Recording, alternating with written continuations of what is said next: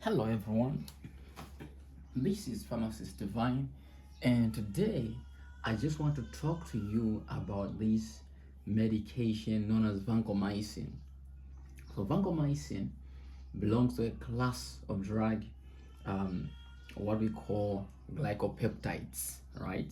It's one of the way basically when it comes to the mode of action works basically by inhibiting the bacteria cell wall synthesis. Okay, it works that by affecting or binding to or D-glycan units or D-alanine alanine basically component of the cell wall itself. So it's quite special the way it works. Might be more different from the penicillins or other cell wall synthesis inhibitors. So this medication has a much wider indication. So it's a drug that has purely anti-gram positive activity. So it's used for treatment of infections or severe infections which are caused by serious gram positive organisms. So in this case, of course, organisms like MRSA, which causes severe skin tissue infections, and also, of course, other pneumonias, ventilation acquired pneumonia, oxygen pneumonias, um, or in just areas where you would like to cover for MRSA. But also, it's also used for treatment of Crohn's, coagulase negative staph aureus is as well. So this basically is a second line drug we use for treating patients who have got resistance staphylococcus aureus basically. So that's what it is used for. So what I want to talk about basically here is about how do you reconstitute and administer this medication, because this is very important and this is quite very essential to know. Vancomycin basically comes in different vial strength. There is a vial that comes in as the 500 milligram strength, right? These are vials, and of course there's another one which comes is 1000. These are common vials that basically is a strength presentation of how this medication comes. Now, the important to take note that there is a way that you give vancomycin. Never give vancomycin as an IV bolus or as an IV push. That is not recommended, because vancomycin has can cause basically severe reactions, or which we call infusion related infusion reactions. Like, of course, the most notorious one is the Redman syndrome, and also apart from that, also it actually can cause also renal dysfunction or acute kidney injury. Now, studies have highlighted and displayed that the propensity or the by which these side effects, of course, may be increased or worsened basically is in how the drug, of course, is given. So if you give it as a rapid infusion, or even just rapid infusion, giving it the rapid infusion too quickly, again, this increases of or the risk or the propensity for an individual to experience these two important adverse effects. So it's very important that you know how and you give this medication. So let's talk about how do you reconstitute. So reconstitution basically is based on the actual dose of a patient. Let me give an example. If you have the 500 milligram vial strength and you want to reconstitute for the patient, so what first thing, of course, you can do, first step number one is just basically you add either your 10 mils of normal saline or water for injection to the vial, and of course you shake uniformly until you obtain a clear solution.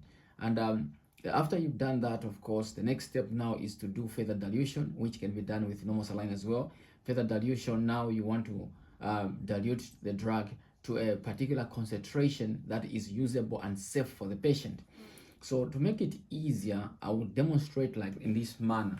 So for instance, of course, that if we assume that the how you reconstitute, basically we will use the dose formula.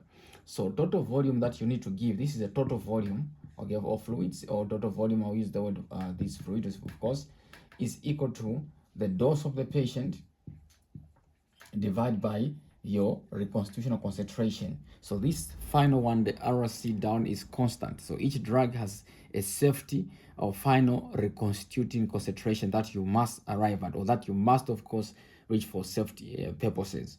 So assuming that our patient requires the dose of 1 gram twice daily, So if the dose we're giving for a patient is 1 gram, means that on top there, I'll put 1,000 milligrams. And then the final reconstitution concentration for vancomycin is 5 milligram per ml. So what we do basically is simple. So we just put, of course, our 1,000 milligram as our dose on top, and of course divide by 5. This must be 5 milligram per ml. So that's what, so you know that then milligram will cancel each other. So you just, of course, have to do your there, which is giving your 200. So 200, of course, this becomes as 200 mils. So it means that what you need basically here is 200 mils, because 200 mils is what you need as a dose. I mean, as a final volume that you need to give this 1 gram dose for the patient, so that the patient must receive 200 mils. That include both the drug and also the further diluent. Now look at this case now. So if I have a 1 gram vial, for instance, that in each in this 1 gram vial, which is that I need the dose, so I'll basically add 10 mils of normal saline or water for injection, sterile water for injection, and after that, of course, the remaining, of course, that since I already have 10 mils of the drug now reconstituted, that from 200 mils that I need, which means I'm remaining with 190 mils. So just get 190 mils in a burette or pipette. You mix, of course, with your 10 mils of drug, which means you have achieved your 200 mils. And that is now what you give the patient. So how do you give it? That's another thing, very important. So vancomycin, of course, is a bit more strict, so you can't give it as a fast. Again, even though it's infusion as well, you still don't have to give very fast. So usually, of course, most guidelines recommend dose dependent, of course, administration.